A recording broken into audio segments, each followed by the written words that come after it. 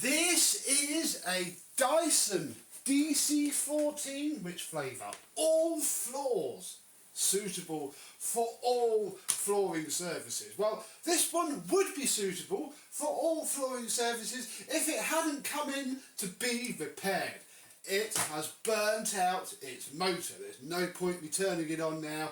Sadly, there are no sparks or smoke or any other fun things left in it. What we can do is smell the post-motor filter, and it just smells of burning death. I don't quite know what's caused this issue with this machine. Looking at the filter though, it's probably going to be DIY or talcum powder or carpet freshener or some other type of dirt that these don't like. Our mission today is quite simple. We're going to chuck a new motor in this and get it fighting fit once more. Let's have a look.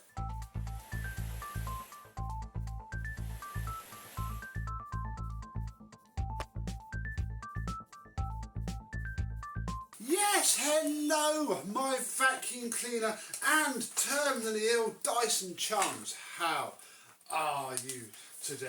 Yep, we have ourselves another motor replacement on a Dyson, and I've seen this one before. I had two from the fella and refurbished both, and yeah, as you can see, it's been taken ever such good care of. Oh my goodness. And I'm sort of already seeing with those filters the reason for its demise. So we best get this stripped down and see how bad it is. Now already both of the side tabs on this post-motor filter cover are snapped off. That's quite common nowadays, sadly. Oh my goodness. And yeah, you can see where the carbons have literally destroyed themselves. If this was a car engine and your oil looked like that, you would need a new car. Luckily, this is a Dyson, so all we need is a new motor. Yeah, inside of there, look, is just full of carbon dust and other detritus from the motor, and oh, it smells already. So might have to wash a few things here and there. First thing I'm going to do is undo these top screws here. Pop those there, and then you just push these little tabs in at the top, and the switch housing pulls away, the switch comes off, and yeah, I always de-wire a Dyson when I do the motor. It's just a bit easier. You don't have to if you're skilled and experienced enough. You can probably do it in situ, but it is a bit fiddly. Take off the live cover, and then we can push the wire, hopefully, through the back of the machine and pull it down to the bottom, which is where we can now spend all of our time. Starting at the bottom, we take a flathead screwdriver and pop off the clutch knob there, because we'll need to take the clutch out next. And that's the easiest way to do it. And you know what, I'm also going to pull this tab back and lift off this, which in some Dysons holds a filter. On the DC14 it's just an airflow duct. Then we can turn her upside down and oh blimey.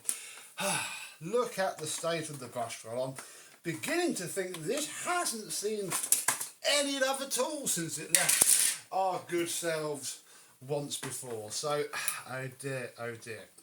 Then I'm going to take my clutch removal tool, although I'm working backwards, and that's never the best way to do it, so I'm just going to turn. You can still see enough, because yeah, you don't want to slip or it hurts a lot. And then you just hook the belt over. You can normally get away with just doing it on one. There we go, and we shall pull the brush roll off. We'll deal with that later when we put the machine back together. Wow. We'll take off the U-bend, which has seen some action. Blimey, the guy must have just been cleaning his floor with it, like, down there. Oh dear, oh dear. Then, come here, and I always use a screwdriver for this, which can be quite controversial. Comment down below, but just a nice stout push on both sides. Again, if you're doing this on an 04 or an 07, you are going to have to be careful to not snap one of those bits off. Equally, if it's that brittle that it does snap off, you've probably got bigger problems to worry about anyway. The internal hose isn't split though, so that is very good. Then, you keep the machine upright, we'll obviously have it down the bottom, because we need to go into this hole here and make sure it goes into the clutch cover to remove the buried screw. This is the only reason you need a long Torx bit for this job, otherwise the rest are reasonably easy to get to without it. Then the clutch cover should pull up and off with our other two screws. Then you can pull the belt off of the motor spindle and hoof it out with your hands. Very nice clutch. The white wheel is not worn down to nothing. Belts are perhaps a little bit stretched, but that's not too bad on a clutch Dyson because they still work even when they're really bad. The next thing we need to do, if I can just rotate it enough to see, is take off these two hinge bracket points here. Gosh, this screwdriver is far too long. But I have a smaller one, don't I? Here it is. Let's use this smaller one. There's one of these on either side, unless somebody's been in here before and hasn't replaced it. Haha, not me this time. Then, by pulling on the edges, the entire cleaner head will lift off of the vacuum. Then, back underneath, remove these two screws here. One in there, one in here. I'll remove this. Oh, all my bits are wearing down. That's not good. That one holds the elbow in, but it's still easier with it off. And then two under here. Come on.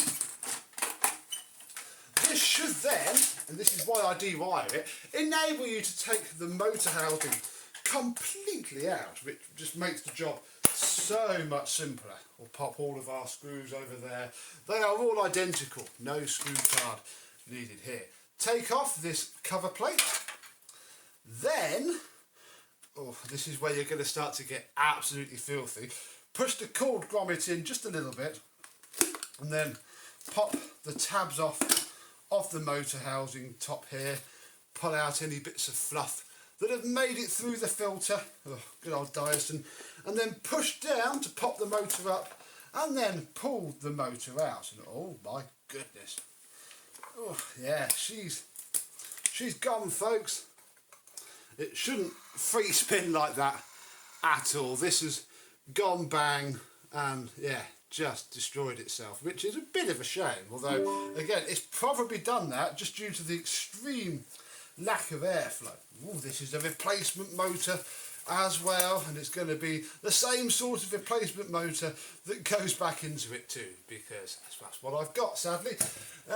Yeah. Tap out all of the carbon dust, which has the bits of carbon there. Yeah. Oh dear. I mean, it's not the best quality of motor, sadly. I got sent these slightly by accident and used it, but again, I think our biggest issue is that there's going to be no airflow going through that thing at all. This just has been abused and has paid the price. So that's it stripped down now. I'm going to wash these few bits here, because otherwise they are just forever going to stink of burnt out motor. And I'll give the brush roll a bit of a clean up, and then we'll go from there. I'll try and find a washed pre-filter too. A little while later and everything's dry. I've not gone full perfection. You'd have to get the Sif cream out to get all of that off, but we're not refurbishing it. We're just changing the motor and giving it the best chance of not stinking like it's been on fire after we're done. So we shall push the wire back in. I already have our motor rubbers back on, so we shall pop these on like so. Oh, so this isn't the best motor, don't look on this too much. You would get a nice MTR 299 off of eBay should you buy one of these yourself, but we don't have one of those, so all we're going to do is to drop it in. And if you drop it in so that the tabs are roughly aligned, you can, in theory, just push down and with a little bit of fiddling, get everything centred into place. With our motor in place and that seal sitting completely flush and straight, otherwise nothing's going to work, we should be able to clip, might be a bit stiff since the rubbers are all clean and shiny, stick our top case on and check that our motor spindle turns, because this can, I've had it before, especially with these motors, it pushes against everything. Then, where is everything? Just out of shot. We can pop this back into place, just open it up a little bit and sit it down, making sure that this side sits on the inner of the two guide rods, I suppose you could call it, I don't know, because the outer one is what sits on the chassis.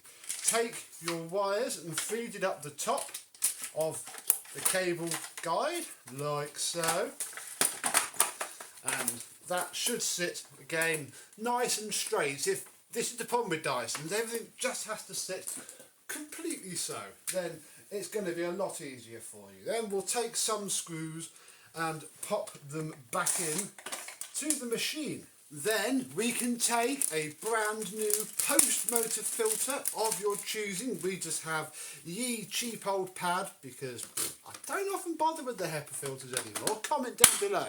Do you prefer your Dyson with a HEPA filter or not? Quite honestly, it makes the same disgusting mess of itself regardless of which one you use, so I cheap out unless the customer especially requested. I've also been going around with a cloth and some spray, doing all the seals, all of the plastics, because yeah, that's what makes all the difference. You can go back on there, like, not like that. Ooh, that's wrong, look, it's not in place. Let's try that again. I think it was this front, there we go, it was that front bit I didn't have in completely right. There we go, that'll do it. That tab needs to sit under there. Then we can put the cleaner head back on, which is currently drying because it had a massive crack in it. So to give it a few more minutes longer, we're actually going to rewire the mains flex on, because we've done that part now. We can feed the wire back through its little hole, come on, and then tuck the flex down into the cable channel, which again needs to be done reasonably well, otherwise the wand will catch. When you slide it down, just a little screwdriver, pushing it into the channel like so, and then we'll wire the main cable on. I'll come back when we can put the cleaner head on. With our crack Q-bonded up, it's not pretty, but neither is the rest of it really, so it will do. We can gingerly pop it back in, making sure that it goes under the reclining part of the changeover valve, like so. Then, back underneath, where are we? There it is. Grab our clutch, and this is going to be so much easier with old belts. All we need to do is, a bit blindly, pop the belt behind the motor spindle like so. Then, now you have to stay upright. Then slot the clutch into where it needs to go, and again there are bits of plastic you need to line up, and this is a far easier job if you look directly at it like so. Then, upright once more, grab our clutch cover, and it should just drop straight into place. Oof. Where we can put the last of our screws in, and I always put this one in first because it pulls everything in. Oh, this back one is quite fiddly because you've got to get it in, then get it into the hole, and work out why it hasn't gone in square. Let's put the second one of these in, put everything really straight, and then get the back one in, and we can carry on. We can pop our little locking circlets back in.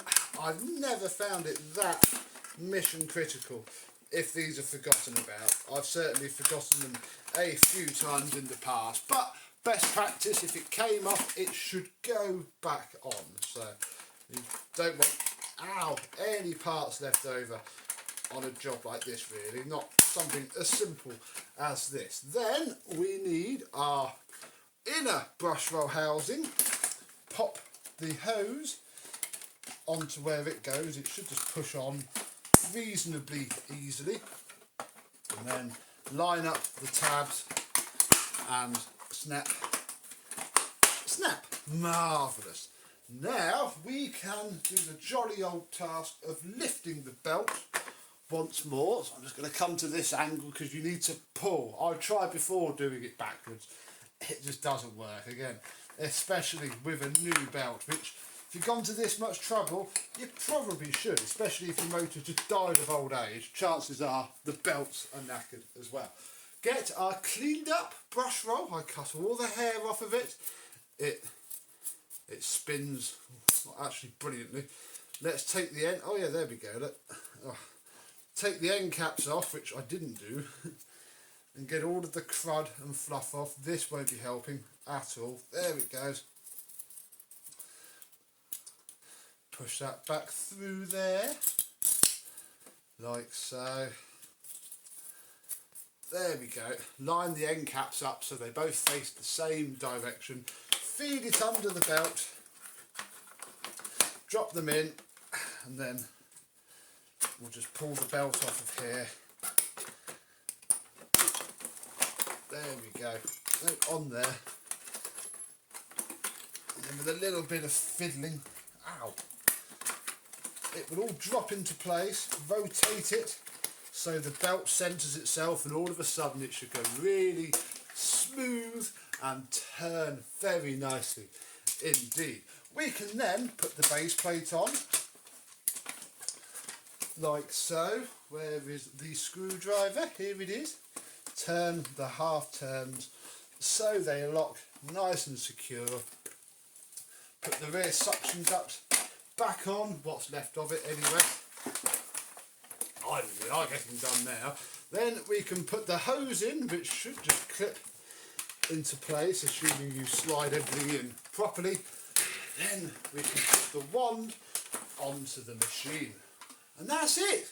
Our motor is now in. I'm going to take the bin, which I gave a bit of a clean off because this thing has been used for DIY. The amount of dried up plaster dust that came out of this thing was immense. And I have a nice washed up used Dyson DC14, DC15, DC14 filter, which can go in there.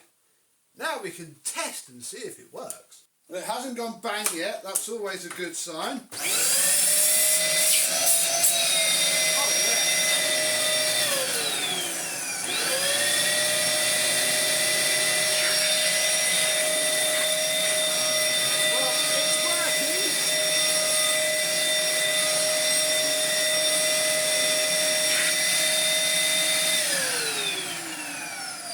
Although the on-off switch isn't, annoyingly.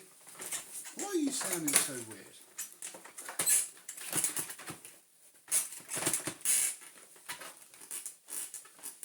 That's a very creaky old thing. Oh, right.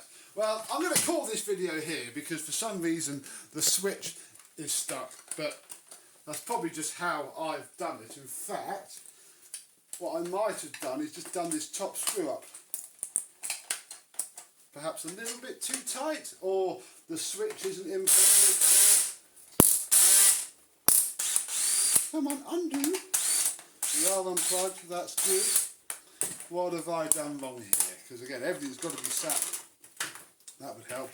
Everything's got to be sat just so. Oh, the switch works. Why are you not happy? Eh? Did you not want to live? I'm sorry, it's a bit tough really. I'm being paid to make you live. Oh, now I'll just drop those screws. Dang it. Hang on. Well, I'm not quite sure what his problem was, but after cutting off just the very top of the switch like so. Seems to have done it.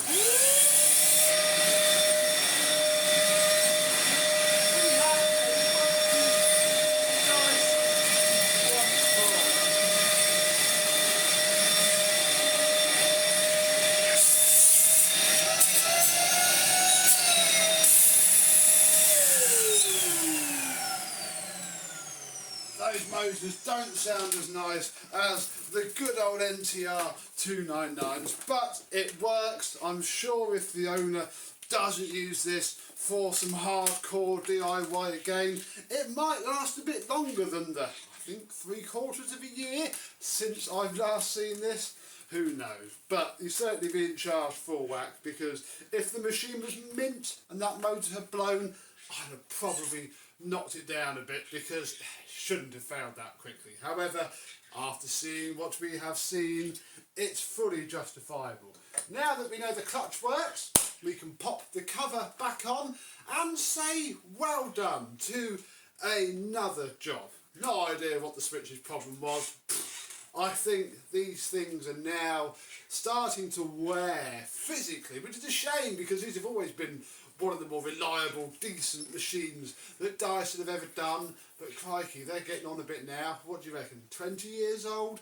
I don't quite know, because they ran for so long. But either way, we can say job done to another motor swap. So thank you very much for watching. I hope you have enjoyed / found it useful / looked at that and just lobbed your Dyson straight in the skip. And I and some other dangerous Dyson will see you soon. Bye bye.